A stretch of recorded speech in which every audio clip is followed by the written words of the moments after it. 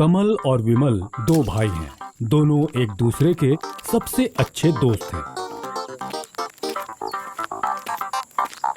दोनों के पिताजी नंदन जंगल से मशरूम इकट्ठे करके उन्हें शहर में बेचते थे। एक दिन नंदन ने सोचा कि वो अपने दोनों बेटों को मशरूम निकालना सिखाएगा।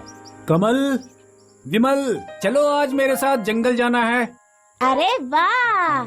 आज हम जंगल में खूब मस्ती करेंगे। तुम दोनों मेरी बात ध्यान से सुनो। तुम वहाँ खेल कूद करने नहीं बल्कि काम सीखने जा रहे हो। कैसा काम? मशरूम इकट्ठे करने का काम। पर बाबा, आपने कहा था ना कि किसी भी चीज को लेने से पहले इजाजत ले लेनी चाहिए। हम तो जंगल से मशरूम बिना इजाजत ले रहे हैं, तो ये चोरी हुई ना?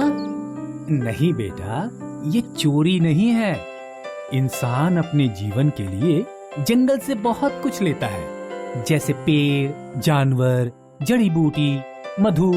इन्हें चोरी नहीं समझते, बल्कि इन्हें हम जंगल का वरदान समझते हैं। तो फिर ठीक है। चलिए अभी चलते हैं। कमल और विमल अपने पिताजी के साथ निकल पड़े।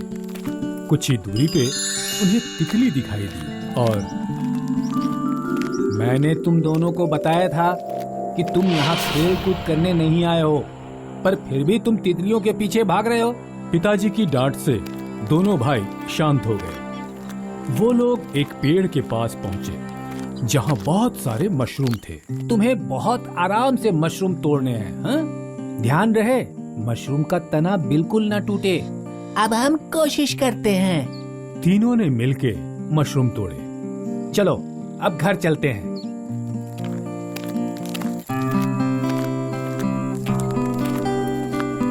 आज तुम लोगों ने पहला सबक सीखा। मशरूम इकट्ठा करने से मुश्किल है उसे बेचना, इसलिए मैं इन्हें शहर ले जाकर बेचूंगा।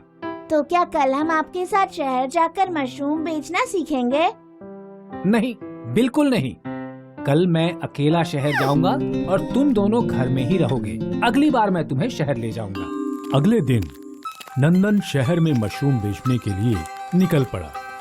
विमल, चल जंगल चलते हैं, बड़ा मजा आएगा। पर पिताजी को पता चला तो डांटेंगे। उन्हें कैसे पता चलेगा? वो तो शहर से कल लौटेंगे ना, और हम शाम तक वापस आ जाएंगे।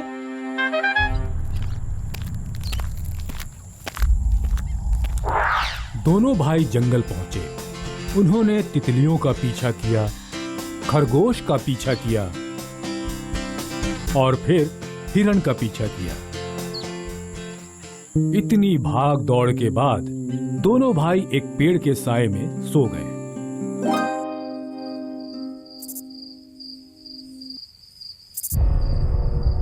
विमल, उठ, जल्दी उठ। अरे ये क्या, रात हो गई। तुमने मुझे पहले क्यों नहीं उठाया? पहले खुद उठता तब तुझे उठाता ना। लेकिन अब क्या करें? अंधेरे में घर कैसे जाएं?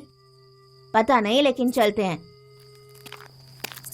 कमल और विमल अंधेरे में चलने लगे।